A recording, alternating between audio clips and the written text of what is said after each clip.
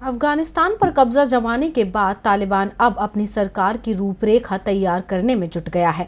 हालांकि northern alliance ने अभी भी तालिबानी हुकूमत स्वीकार नहीं की है और उनकी लड़ाई जारी है, लेकिन तालिबान अपनी जड़ें मजबूत करने में लगा हुआ है। साथ ही कुछ देशों को चेतावनी देकर उन्हें डराने की कोशिश भी कर रहा है। तो तालिबानी हुकूमत में क्या कुछ नया घटा, जानेंगे इस रिपोर्ट में।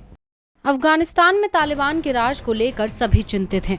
सबसे ज्यादा अमेरिका के लिए मुश्किल है, क्योंकि तालिबान ने अमेरिका को 31 अगस्त के बाद की समय सीमा न बढ़ाने की चेतावनी दी है।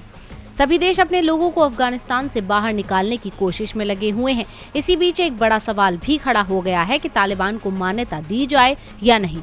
अब इसी मसले पर जो बाइडेन ने G7 देशों के नेताओं के साथ वर्चुअल मीटिंग की। G7 देशों में America, Britain, Italy, France, Germany, Canada और जापान शामिल रहे। इसके अलावा अब तालिबान ने अपना रूप दिखाना शुरू कर दिया है। तालिबान ने ब्रिटिश सैनिकों के लिए अफगानिस्तान छोड़कर जाने की डेडलाइन तय कर दी है।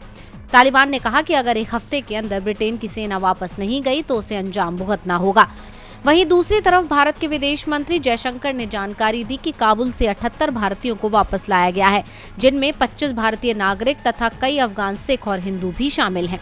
इसी बीच यूक्रेन सरकार ने दावा किया कि अफगानिस्तान में यूक्रेन के विमान पर कुछ लोगों ने कब्जा कर लिया है और उनके देश के विमान को जबरन ईरान ले जाया गया है। हालांकि ईरान का कहना है कि विमान सिर्फ फ्यूल के लिए आया था और उसके बाद यूक्रेन की तरफ उड़ गया है।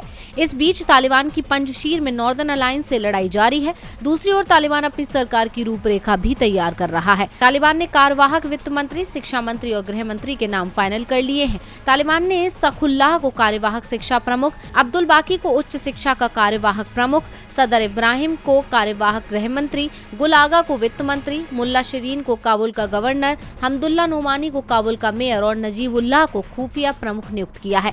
इससे पहले तालिबान ने अपने प्रवक्ता जबीहुल्लाह मुजाहिद को संस्कृति और सूचना मंत्री के तौर पर नियुक्त किया था। टीवी लाइव की रिपोर्ट।